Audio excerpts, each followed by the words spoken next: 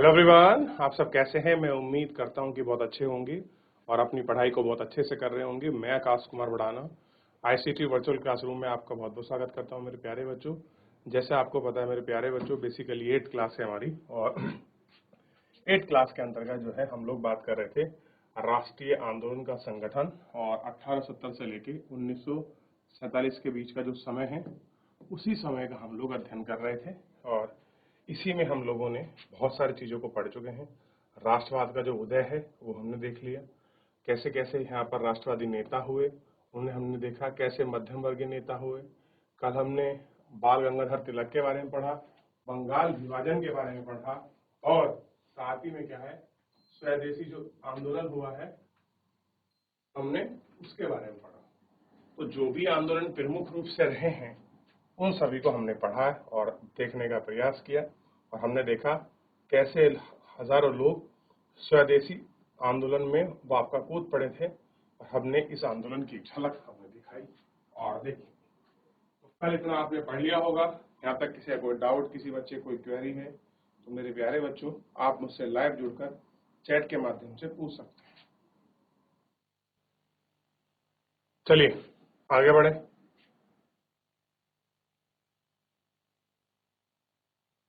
अब बात करते हैं लाला लाजपत राय का। कल जो हम एक इंट्रोडक्शन था वो पढ़ चुके हैं, आज हम इससे आगे बात करेंगे कि लाला लाजपत राय थे कौन।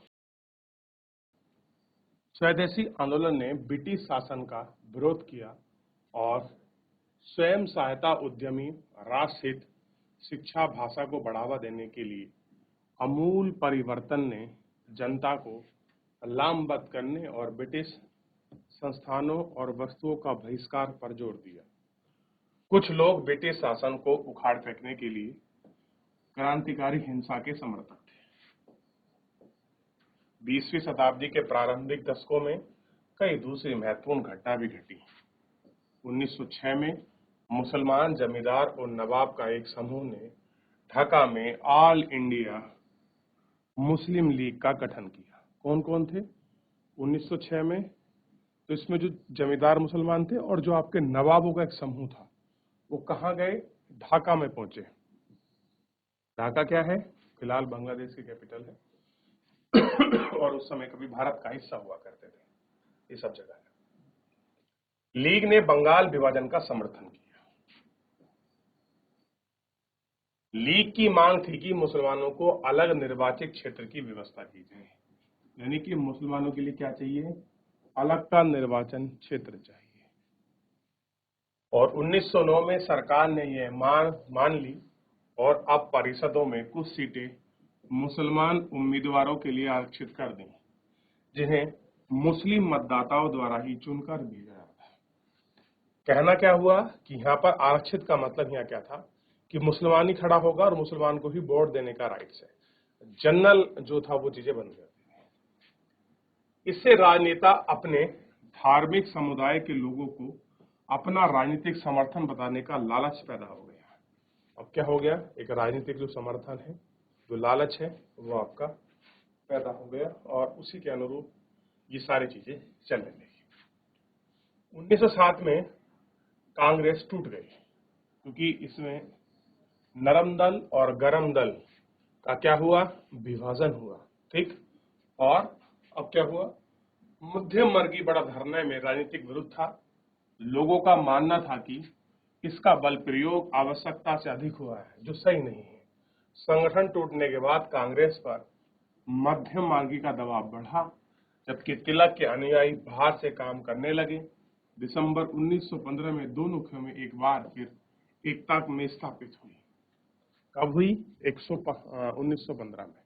तो 1907 में अलग हुए और 1915 फिर इकट्ठे हो गए।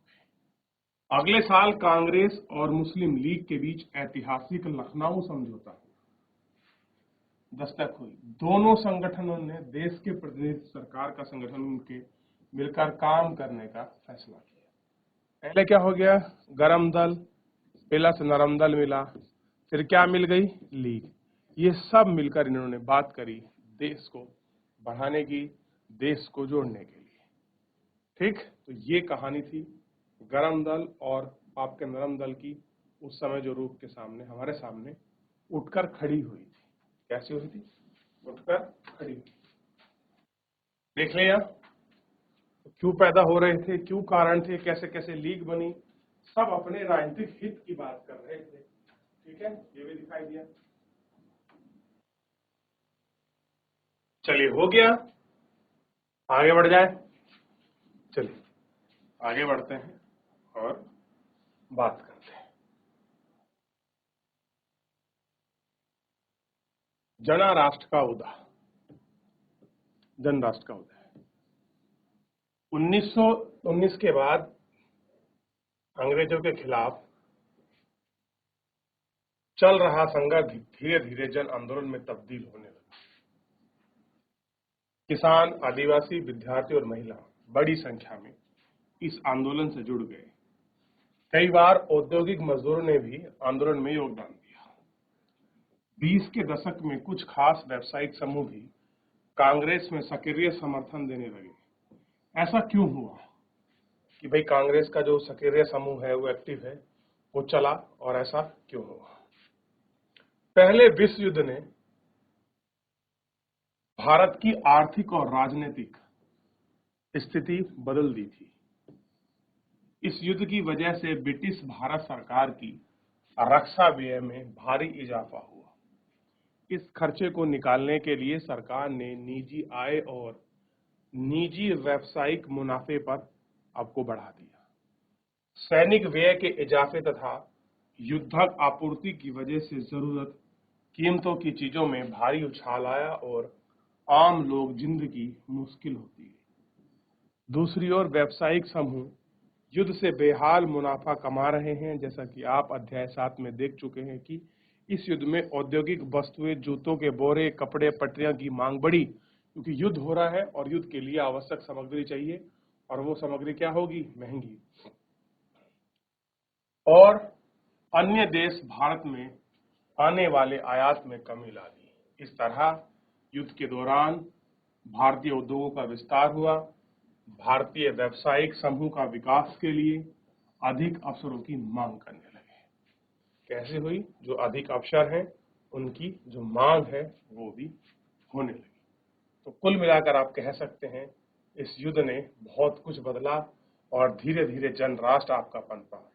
1919 का जब प्रस्ताव आया तो उसके बाद बड़ी हल्के हल्के सब वर्गों ने अपनी राजनीतिक जिम्मेदारी को समझा और आगे बढ़े, और इसी आगे बढ़ने के साथ बहुत सारे बदलाव हमको इसके अंतर्गत जो है देखने के लिए मिले।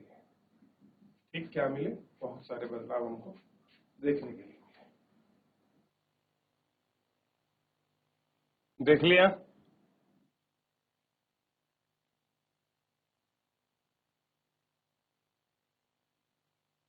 युद्ध ने अंग्रेजों को अपनी सेना बढ़ाने के लिए विवश किया और एक विदेशी युद्ध की खातिर गांव में सिपाहियों की भर्ती के लिए दबाव डाले जाने लगा। बहुत सारे सिपाही दूसरे देशों में युद्ध के मोर्चे पर भेज दिए गए।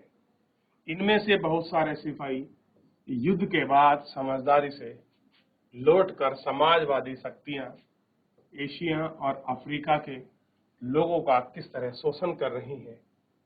फलस्वरूप ये लोग भारत और औपनिवेशिक शासन का विरोध करने लगे।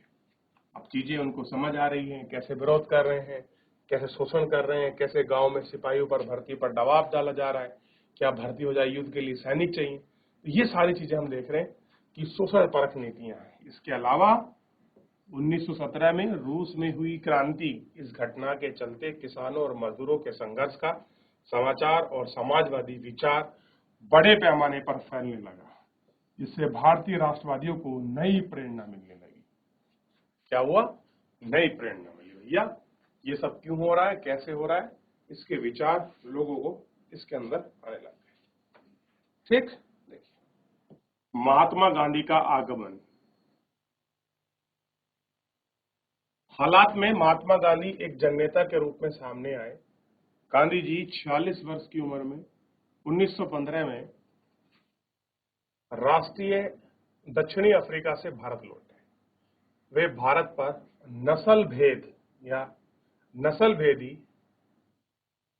पाबंदियों के खिलाफ अहिंसक आंदोलन चला रहे थे। राष्ट्रीय स्तर पर उनकी अच्छी मान्यता थी, लोग उनका आदर करते थे।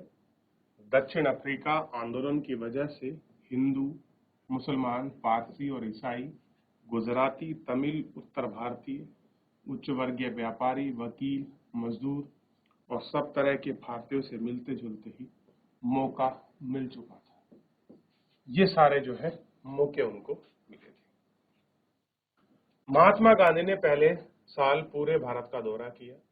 इस दौरान ये लोग और उनकी जरूरतों और हालातों को समझने लगे। उनका शुरुआती प्रयास चंपारण, खेड़ा और अहमदाबाद के स्थानीय आंदोलन के रूप में, कैसा स्थानीय आंदोलन के रूप में सामने आया। इस आंदोलन के माध्यम से उनका राजेंद्र प्रसाद और वल्लभ भाई पटेल से परिचय हुआ।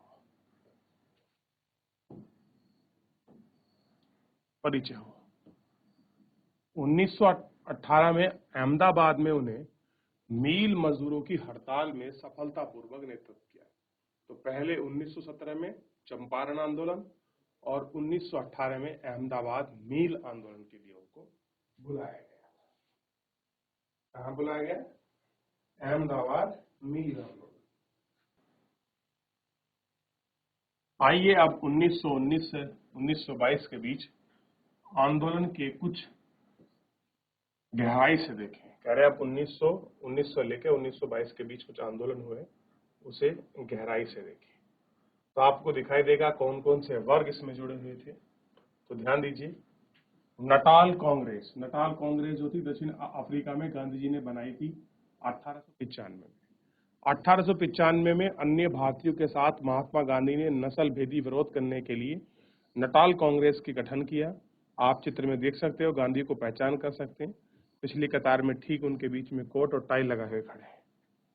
पिछली कतार में कोट और टाई लगाए हुए, ये है महात्मा गांधी। देखिए, उस जमाने में कितनी बड़ी बात थी कि विद्रोह भी करना, और वो भी दूसरे देशों में। अपने देश की तो कल्पना ही छोड़ दी। चलिए देख लिया। 1819 में महात्मा गांधी ने अंग्रेजों द्वारा हाल ही में पारित किया गया रॉलेट कानून के खिलाफ आह्वान किया और रॉलेट कानून के खिलाफ आह्वान किया। यह कानून अभिव्यक्ति की स्वतंत्रता जैसे मूलभूत अधिकारों पर अंकुश लगाने और पुलिस और ज्यादा अधिकार देने के लिए लागू किया गया। महात्मा गांधी, मोहम्मद अली जिन्ना तथा अन्य नेताओं का मानना था कि सरकार के पास लोगों की बुनियादी स्वतंत्रताओं पर अंकुश लगाने का कोई अधिकार नहीं है। उन्हें इस कानून को शैतान की सूरत और निरंकुशवादी बताया। गांधी जी ने लोगों से आह्वान किया कि इस कानून का विरोध करने के लिए 6 अप्रैल 1919 को अहिंसक विरोध दिवस के रूप में, अपमान और याचना दिवस के रूप में मनाया जाएगा। कैसे होगा? अपमान और याचना दिवस के रूप में मनाया जाएगा, ठीक। और हड़ताल की जाएगी। आंदोलन की शुरू करने के लिए सत्याग्रह सभाओं का गठन किया गया। क्या किया गया? सत्याग्रह सभाओं का गठन किया गया।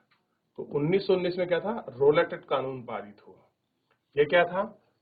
बिना अपील, बिना दलील के मुकदमा चलाकर किसी भी व्यक्ति को गिरफ्तार कर सकते हैं, उसको डिटेन कर सकते हैं। उसके लिए आपका एक कानून लाया गया था, जिसे महात्मा गांधी, मोहम्मद अली जिन्ना ने, सब लोगों ने इस पर विरोध किया और 6 अप्रैल 1919 को एक अहिंसक विरोध दिवस के रूप में अपनाया और इस पर बहुत सारी हड़ताल भी हुई। ये देखिए, लोगों ने अपना विरोध किया। और इसी पे आप देखेंगे जनरल डायर ने जलियांवाला बाग में गोली कांड कराया था, ठीक है। वो हम लोग भी इसी में देखेंगे। क्लियर है? तो आपको दिखाई देगा जलियांवाला बाग हत्याकांड किससे संबंधित है, तो आपको पता होना चाहिए। रॉलेट एक्ट में गिरफ्तारी हुई थी सत्यपाल किचलू और डॉक्टर सफरुद्दीन की। हो गया। तो आपको समझ आया कि कैसे आपका रोलर टैक्स का विरोध किया गया 1919 का जो कानून था। ठीक है, चलिए। तो बहुत सारे कानून, बहुत सारे ऐसे और नियम हैं जिनके खिलाफ भारतीयों ने विद्रोह किया, विरोध किया, उन सभी को देखेंगे। फिलहाल जो है आज के इस लेक्चर में इतना ही, मिलेंगे नेक्स्ट लेक्चर में। तब तक अपना ध्यान रखिए, स्वस्थ रहिए, अपनी पढ़ाई को बहुत अच्छे से करते रहिए। मुझसे जुड़ने के लिए आपका बहुत बहुत धन्यवाद।